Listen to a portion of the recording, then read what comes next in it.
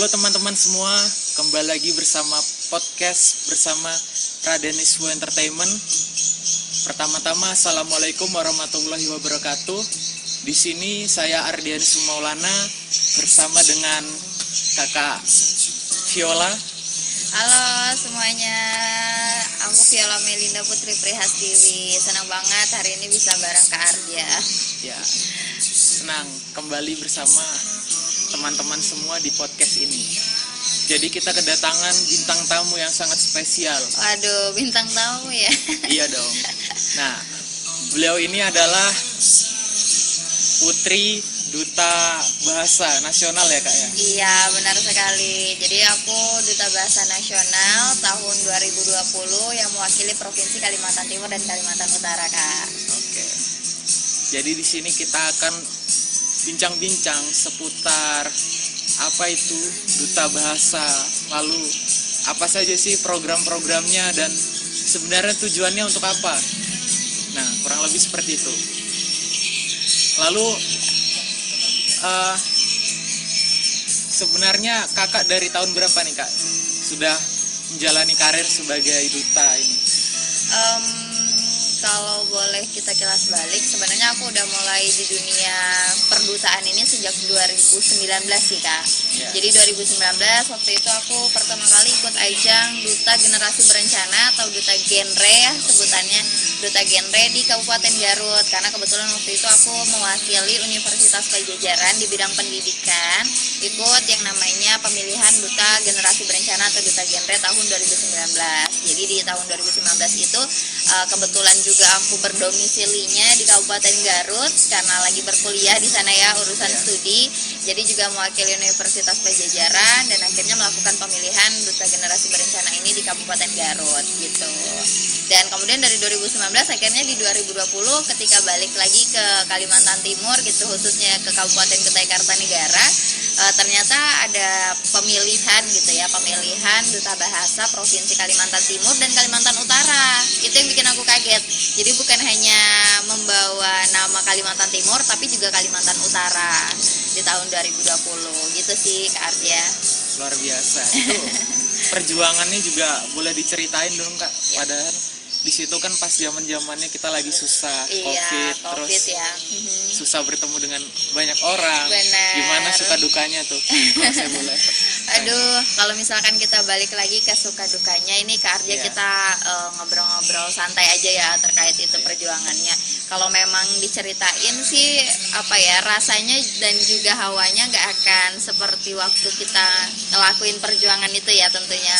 Jadi waktu itu di 2020 benar banget itu lagi zamannya COVID ya, lagi mulai menanjak pandemi COVID-19. Jadi memang dari 2020 ketika aku melihat ada pembukaan pendaftaran pemilihan Duta Bahasa tingkat provinsi Kalimantan Timur dan Kalimantan Utara, aku coba simpan dulu itu pengumuman pendaftarannya.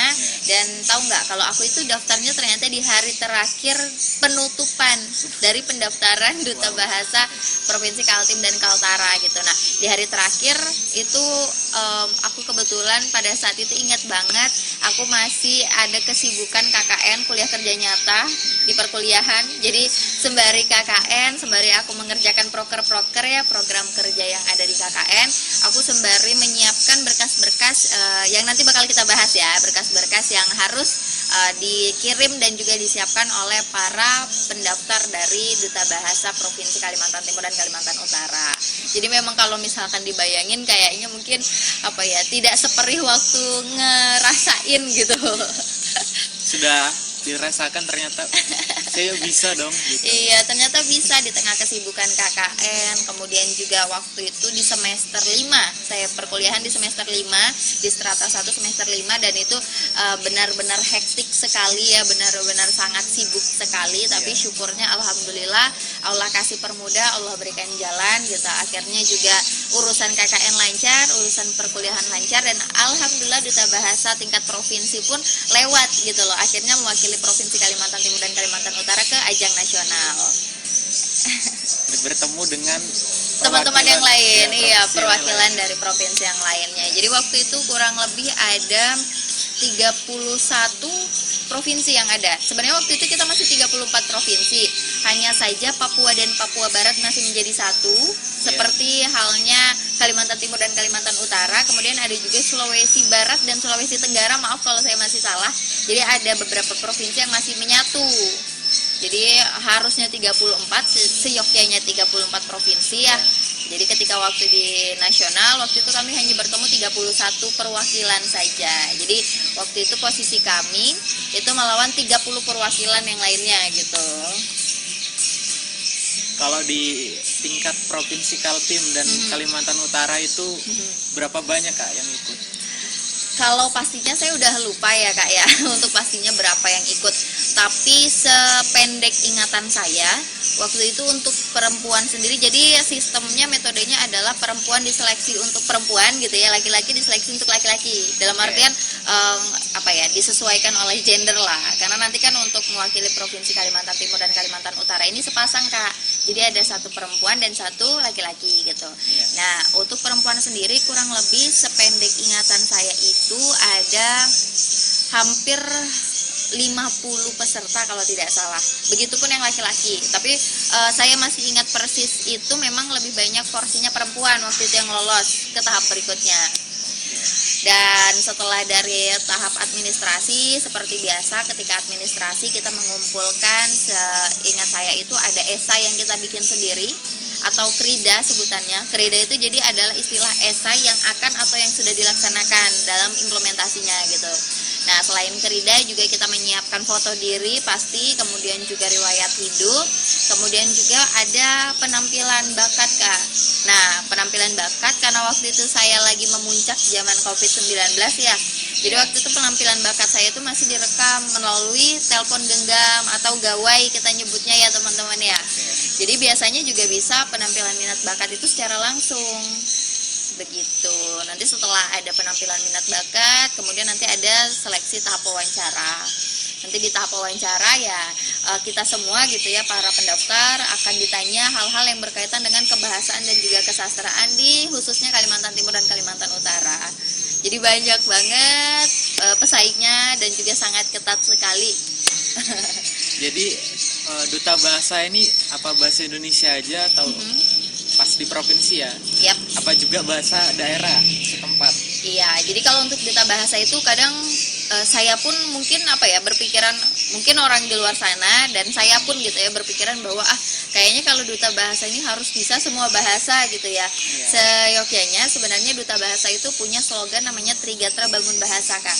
Jadi Trigatra Bangun Bahasa seperti namanya tri gitu ya, 3. Jadi ada 3 pilar kita untuk membangun bahasa. Yang pertama itu kita mengutamakan bahasa Indonesia, menguasai bahasa daerah, dan juga melestarikan bahasa daerah, Jadi mengutamakan bahasa Indonesia, melestarikan bahasa daerah, dan menguasai bahasa asing. Nah, sesuai urutannya Kak. Jadi kita harus mengutamakan bahasa Indonesia. Setelah bahasa Indonesia kita sudah sering implementasikan khususnya juga di ruang-ruang publik seperti ini. Nah, kemudian kita harus melestarikan bahasa daerah. Setelah bahasa daerah juga kita jangan lupa meninggalkan bahasa asing gitu. Karena kan ibaratnya kita bisa kaya bahasa Indonesia juga tentunya karena bahasa daerah, ya kan? Kita lebih banyak kosakata bahasa Indonesia dan kita bisa mempelajari hal-hal yang di luar sana gitu yang mungkin juga lebih dari pengetahuan kita. Biasanya bahasa pengantarnya adalah bahasa asing gitu kan. Jadi memang benar-benar Trigatra Bangun Bahasa ini memberikan kita pemahaman bahwa sebagai manusia kita harus tetap dinamis gitu dengan beragam bahasa, tetapi satu tetap mengutamakan bahasa Indonesia. Oke. Jadi di situ yang pertama bahasa Indonesia tentunya sudah dipelajari di sekolah-sekolah. Iya benar, tapi juga dalam proses implementasinya ternyata sulit gitu loh Kak. Sulit juga ya? Sulit sekali, karena kan apalagi kita sekarang mengenai arus globalisasi ya. Globalisasi itu dibilang kejam enggak, dibilang enggak kejam ya begitu adanya. Seperti pisau bermata dua gitu. Jadi tergantung bagaimana cara kita bisa memanfaatkan arus globalisasi itu sendiri gitu. Nah jadi karena adanya globalisasi kita nggak bisa pungkiri gitu ya bahwa ada hal-hal yang dari luar juga masuk khususnya ke Indonesia dan khususnya juga ke wilayah kita, apalagi kita nanti sebagai penyangga IKN gitu ya kan. Jadi misalkan sering kita jumpai juga sih dalam kehidupan sehari-hari, misalkan ngomong gini nih, Kak Arja udah upload ini belum? Udah upload tugas ini belum? Padahal upload itu sendiri kan bahasa asing ya. Kalau misalkan kita gunakan dalam bahasa Indonesia, sebenarnya kita bisa katakan unggah gitu. Jadi memang sebenarnya ada bahasa Indonesianya, tapi kenapa kita harus menggunakan bahasa asing itu tadi? Karena kan ada hal-hal yang memang nggak bisa kita pungkiri, seperti contohnya harus globalisasi, udah pesatnya teknologi dan informasi gitu kan. Betul.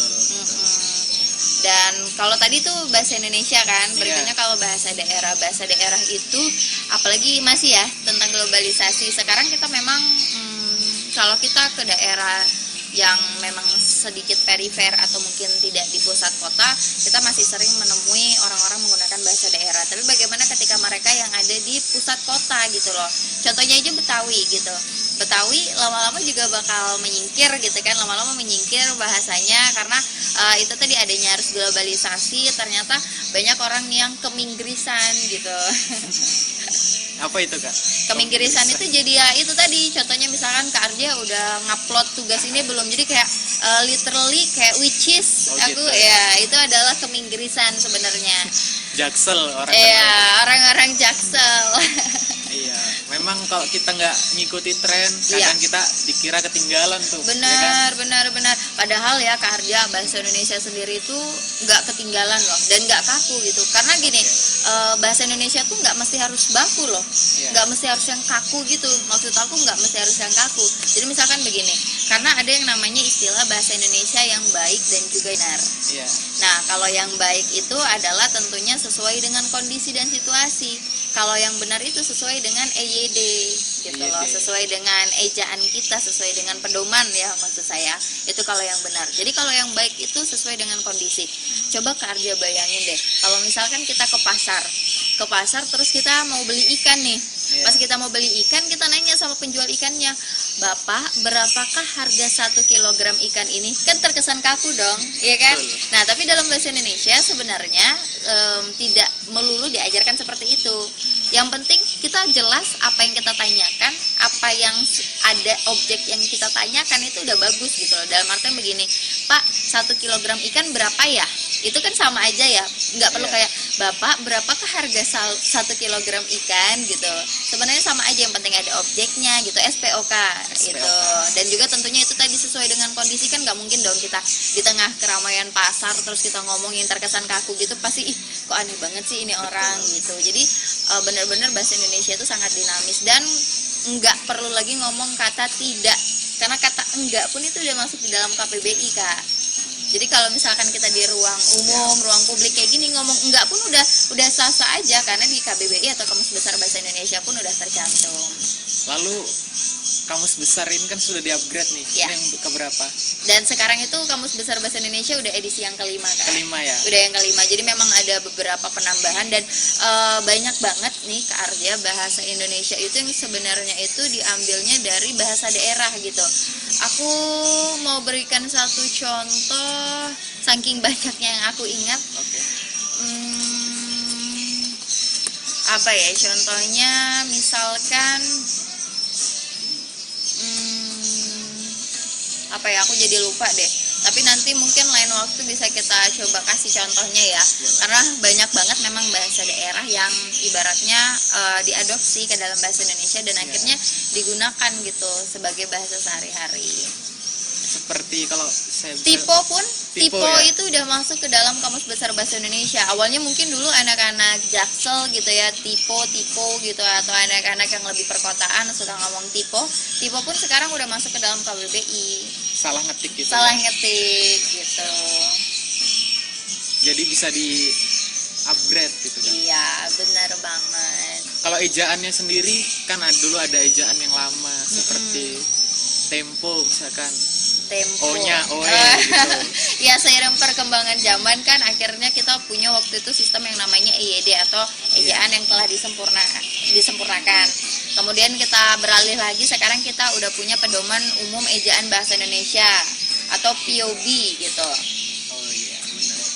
Itu sangat berguna sekali apalagi Benar. buat teman-teman yang nyusun skripsi barangkali kan. Benar, untuk teman-teman yang nyusun skripsi nggak perlu takut, karena KBBI atau Kamus Besar Bahasa Indonesia nggak melulu kayak buku gede yang susah dibawa kemana-mana.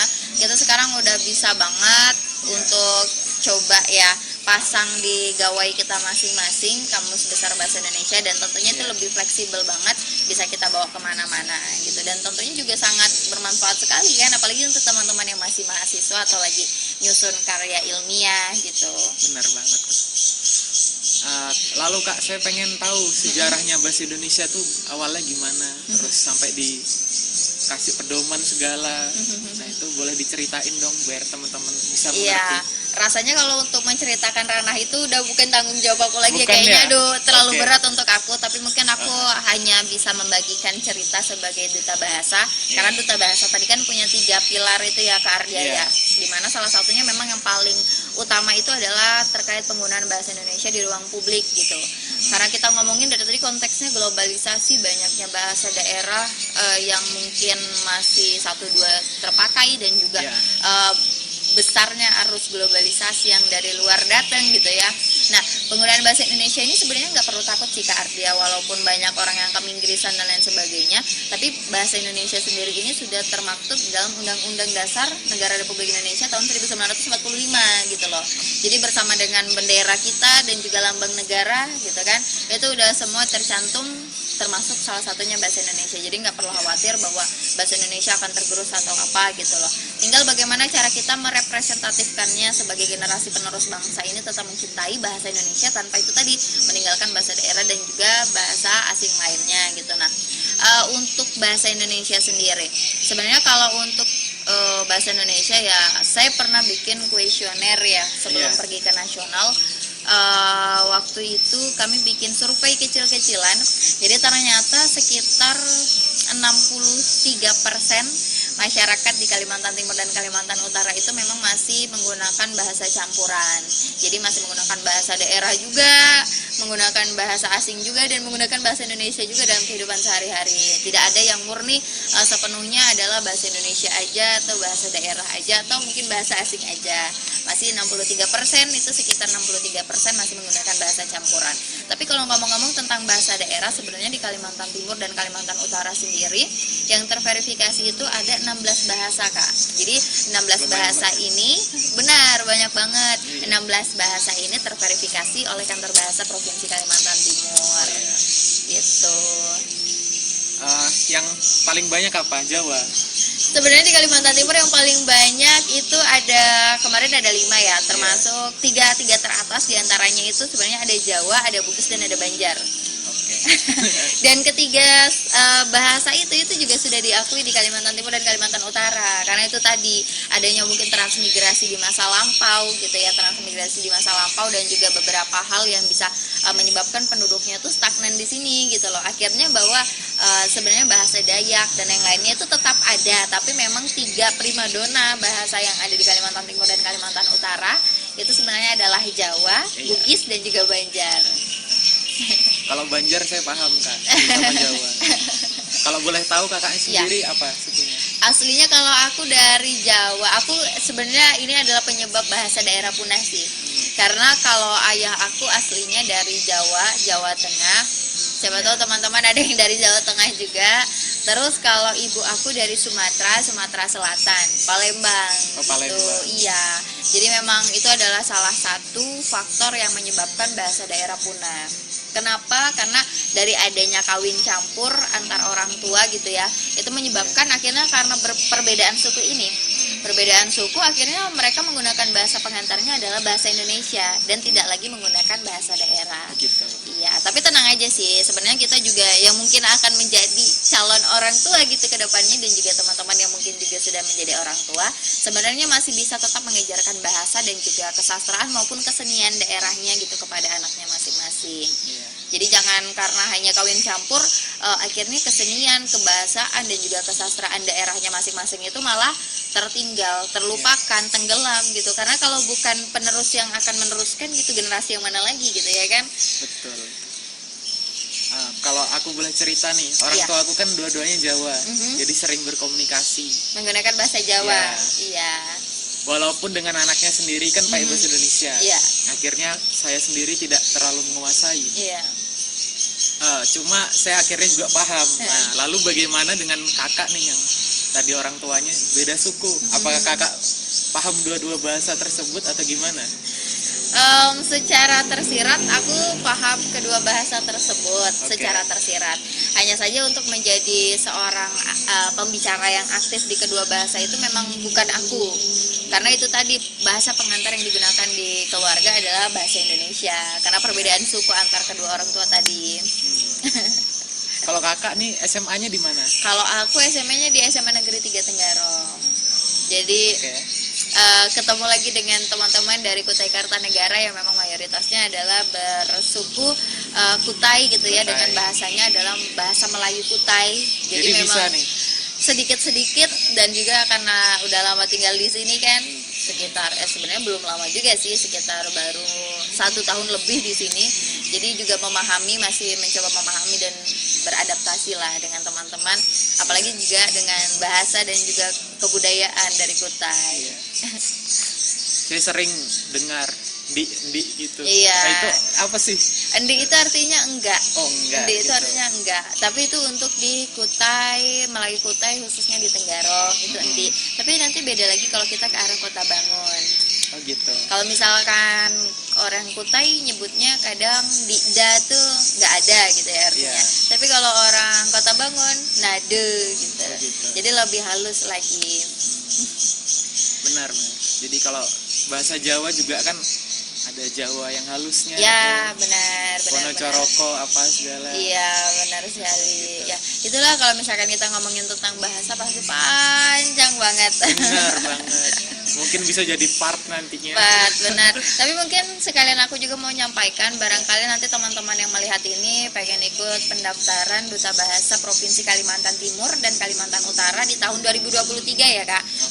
Di tahun 2023 juga boleh banget langsung berkunjung ke akun Instagramnya @kantorbahasa_kaltim, atau nanti kalau misalkan mau nanya-nanya lebih dalam nanti juga boleh hubungi ke Instagram pribadi aku @violamailinda pp atau underscore gitu.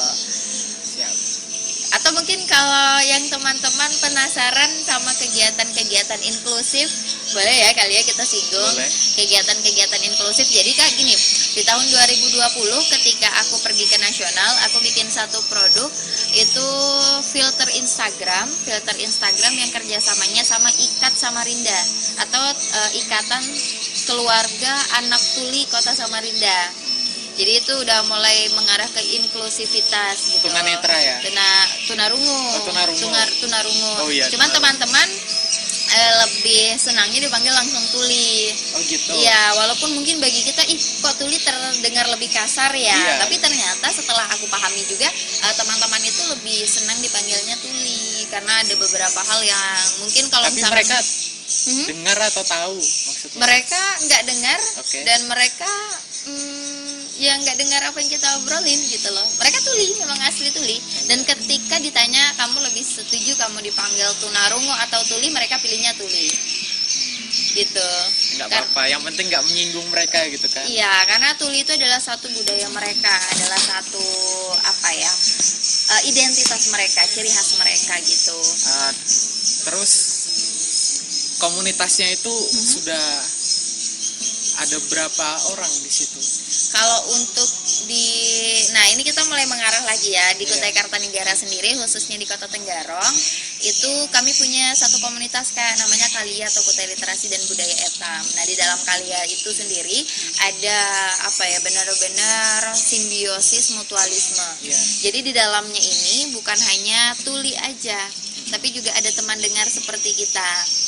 Gitu. Jadi kalau kita ini disebut teman dengar, kalau teman-teman yang tunarungu itu lebih senangnya disebut tuli. Jadi ada teman tuli dan teman dengar. Nah, untuk di Kalia sendiri itu ada 3 program dan 2 program yang sudah berjalan. Di antaranya itu ada pelatihan bahasa isyarat atau berisyaratan, itu untuk teman dengar seperti kita. Dan itu gratis di Kalia. Dan kalau untuk orang normal. Untuk orang normal, untuk teman-teman dengar gitu. Itu maksudnya apa mereka? Depresi ya? Itu untuk mereka yang mau belajar bahasa isyarat agar bisa berkomunikasi gitu. dengan teman-teman tuli. Saya gitu. pikir mereka butuh didengar. Oh enggak.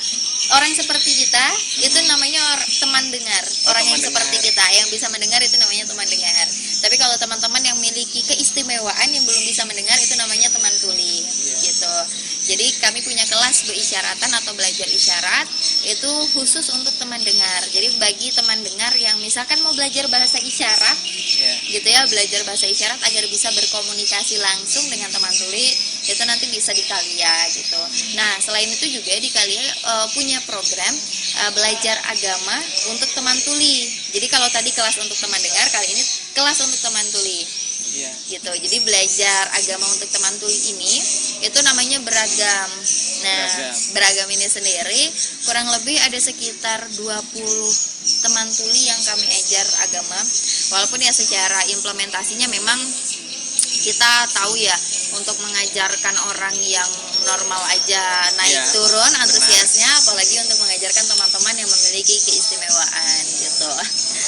Jadi benar-benar ekstra sekali. Jadi di Kalia itu ada berisyaratan dan juga beragam. Luar biasa juga. Berarti program tersebut itu sebenarnya inisiatif dari siapa sih? Apakah orang atau tim atau bagaimana? Iya, sebenarnya program itu inisiatif dari orang sendiri. Saya selaku salah satu pengembang dari Kalia itu sendiri. Jadi dari Kalia juga akhirnya menghantarkan saya di tahun 2022 ini kami mendapatkan satu Indonesia Award yang mewakili Provinsi Kalimantan Timur satu-satunya. Kemudian juga di tahun 2022 ini secara pribadi juga menghantarkan saya sebagai pemuda pelopor dan juga pemuda berprestasi tahun 2022. Jadi dari situ ternyata ya ada pijakan-pijakan yang terus membuat saya dan juga teman-teman terus berpacu gitu. Karena di dalam Kalia juga bukan hanya saya aja, tapi banyak juga teman-teman yang sangat luar biasa tangguh di dalamnya. Termasuk itu saya pikir adalah program yang membantu pemerintah khususnya untuk pemberdayaan masyarakat. Benar, harusnya demikian. Tapi kan ketika demikian. kita bergerak hanya mengandalkan pemerintah, kapan kita harus bergerak gitu kan? Kalau bukan dari kita sendiri gitu. Karena setuju. walaupun kita sudah bergerak pun terkadang pemerintah juga belum melek gitu kan. Tapi bukan berarti kami selama bergerak ini tanpa dukungan pemerintah, tidak. Pemerintah juga tentunya mendukung kami walaupun tidak secara penuh gitu ya. Tapi memang ketika dalam pergerakan kita itu tadi poinnya adalah tidak menunggu pemberian siapapun gitu. Justru kalau kita yang bisa memberi dan kita yang bisa menggerakkan, maka jalankan gitu. Luar biasa. Ini perlu dicontoh oleh teman-teman saya, khususnya sahabat-sahabat di PMII. Jadi saya ini anak PMII kan. Wah gitu. Pergerakan mahasiswa Islam Indonesia. Wah bagus nih. Nanti bisa nih kapan-kapan sharing gitu ya, bagi-bagi cerita sama teman-teman PMII ya. Iya, boleh. Bisa. Ya gitu sih Kak Ardia. Iya. Oke. Begitulah sharing session bersama Kak Viola Melinda di sore hari ini dengan suasana yang nyaman, suasananya juga cerah, dan kita sekarang ini berada di kafe yang cukup nyaman. Kafe apa Kak? Kafe Hantam Rata. Jadi kita juga terima kasih untuk Kafe Hantam Rata. Ini tempatnya nyaman banget ya Kak Ardia, kita bisa ngobrol santai sore hari ini. Terima kasih atas waktunya Kak. Terima kasih Kak Ardia, dan juga terima kasih untuk teman-teman semua. Salam hangat, salam sehat selalu, dan tentunya salam berprogres. Salam berprogres. Ya, assalamualaikum warahmatullahi wabarakatuh. Terima kasih Kak Ardia. Oke.